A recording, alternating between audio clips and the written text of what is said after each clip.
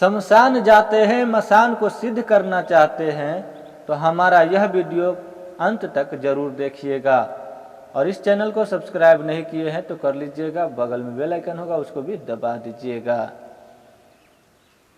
शमशान जाना और मसान जागृत करना और मरी मसानी हो चाहे कोई भी मसान हो, नाम नहीं लेना चाहूँगा, कोई भी मसान यदि आप सिद्ध करते हैं तो वह आपका किस तरह से कार्य करता है और किस तरह से आपको हानि भी कर सकता है, इसके बारे में विस्तार से जानने का कोशिश करूंगा। मसान तो मसान ही होता है, शमशान की शक्ति तो शमशान की शक्ति ही होता है। इसलिए मैं बताया हूं कि वीडियो को अंत तक जरूर देखिएगा। आप एक अच्छे शक्ति का सेवा करते आ रहे हैं, आप देवी देवताओं को प्रतिदिन पूजा पाठ करते आ रहे हैं, एक सात्विक साधना करते आ रहे हैं और उसमें तामसिक साधना यदि आप जोड़ देंगे तो कैसा रहेगा।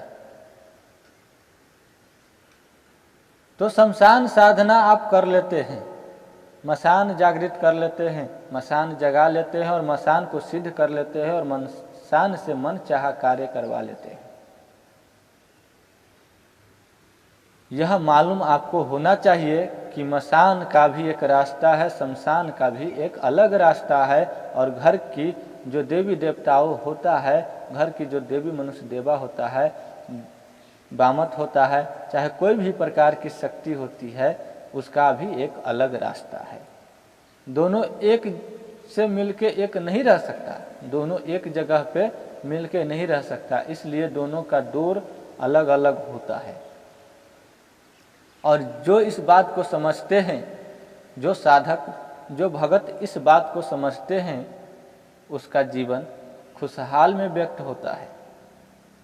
और जो साधक इस बात को नहीं समझते, जो साधक इस बात को जान करके भी अनजान करते हैं, उसको घर परिवार में कष्टदायक सिद्ध होता है।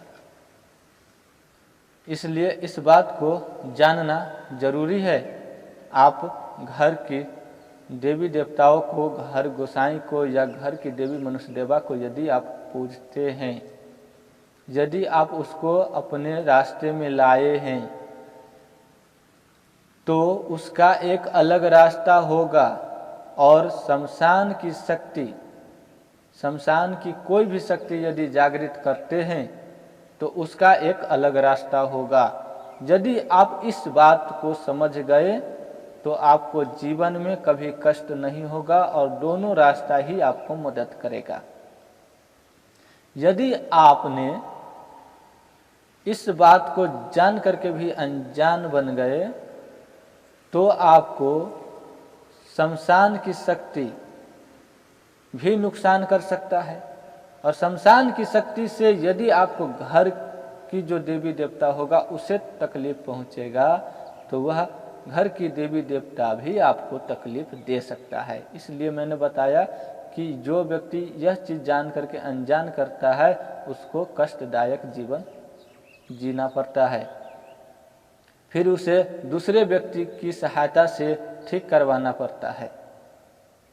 इसीलिए मैं जो हूँ आप लोगों को यही बात समझाना चाहता हूँ, जितने भी साधक है, जितने भी गुनिया है, जितने भी भगत है, जितने भी तांत्रिक है, जो घर गृहस्थी में रहते हैं वह इस बात को अवश्य समझे। जो सन्यासी जीवन जीना चाहते हैं उसके लिए तो यह बातें उत्तम नहीं है, लेकिन जो गृहस्थ जीवन जीना चाहते हैं उसके लिए यह बातें बड़ी ही उत्तम है और बहुत ही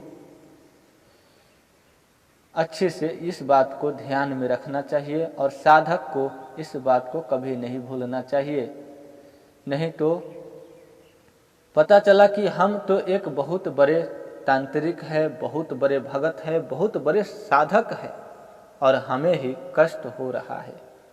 और यह चीज़ मैं किसी को बता भी नहीं सकता, क्योंकि गांव समाज के लोग भी क्या कहेंगे कि ये इतना बड़ा दुनिया है और इसे ही उपद्रव है। तो गांव समाज के लोग क्या करेंगे? तालियां बजाएंगे, तालियां।